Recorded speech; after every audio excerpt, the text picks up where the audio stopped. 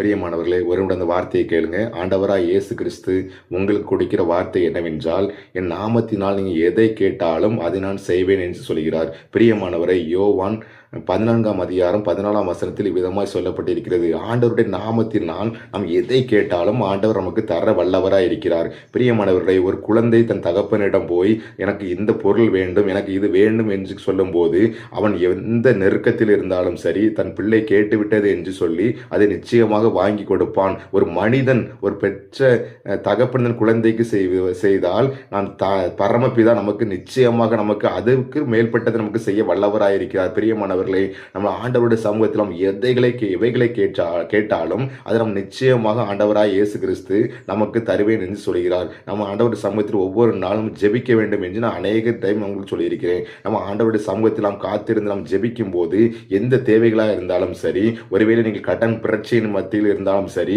அந்த கடன் பிரச்சனை மனிதரால் என்னால் முடியாது எனக்கு சூழ்நிலையில் இருந்தாலும் சரி, ஆண்டவராய் இயேசு கிறிஸ்து ஒரு வழிவாசலை திறந்து தருவார். நீங்கள் எப்பேற்பட்ட நோயில் இருந்தாலும் சரி, ஆண்டவராய் இயேசு கிறிஸ்துவிடம் நீங்கள் கேட்கும் போது அந்த நோயிலிருந்து உங்களுக்கு விடுதலை தருவேன் என்று சொல்கிறார். நீங்கள் ஒரு தொழிலை தொடங்க வேண்டுமா, ஒரு வியாபாரத்தை தொடங்க வேண்டுமா, ஒரு வீடு கட்ட வேண்டுமா, எந்த காரியமா இருந்தாலும் சரி, நீங்கள் ஆண்டவர்கிட்ட கேளுங்க. ஆண்டவர் நம்ம நோக்கி எதிர்பார்க்கிறார். என் பிள்ளைகள் என்னிடம் கேட்க மாட்டாங்களா, என் பிள்ளைகள் இந்த காரியத்தில் எனக்கு ஒரு உதவி வேண்டும் என்று என்னிடம் கேட்க மாட்டாங்களா என்று ஆண்டவர் நம்மை குறித்து அங்கலாய்த்து கொண்டிருக்கிறார். பிரியமானவர்களை, நம்ம ஆண்டவரிடம் கேட்கும் போது நிச்சயமாக என்னுடைய பிள்ளை என்னிடம் கேட்டு விட்டது என்று சொல்லி ஆண்டவர் மகிமைப்படுவார். நமக்கு அந்த காரியத்தில் ஒரு ஜெயத்தை தருவார். அந்த காரியத்தை நமக்கு நிறைவேற்றி தருவேன் சொல்கிறார். என்னோடு கூட சேர்ந்து ஜெபிப்பீர்களா?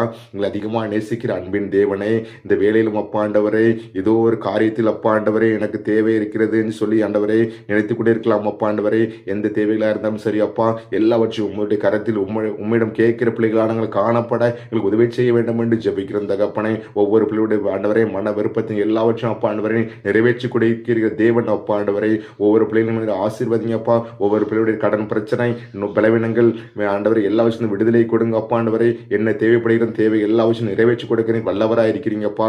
ஒரு பிள்ளையை ஆசீர்வதித்து தேவைகள் அனைத்து நிறைவேற்றி விட்ட கிருபைக்கா நன்றி. மீட்பர் இயேசு நாமத்தில் ஜெபிக்கிறோம் நல்ல பிதாவே, ஆமேன். பிரியமானவர்களே, ஆண்டவருடைய ஜெபத்தை கேட்டார். நீங்கள் ஒன்றுக்கும் கவலைப்படாமல் எல்லாவற்றும் எது தேவையோ, ஒரு வீடு கட்டணுமா, எதுனாலும் ஆண்டவர் சமூகத்தில் நீங்கள் பொருத்தனையோடு ஜெபிங்க, கேளுங்க.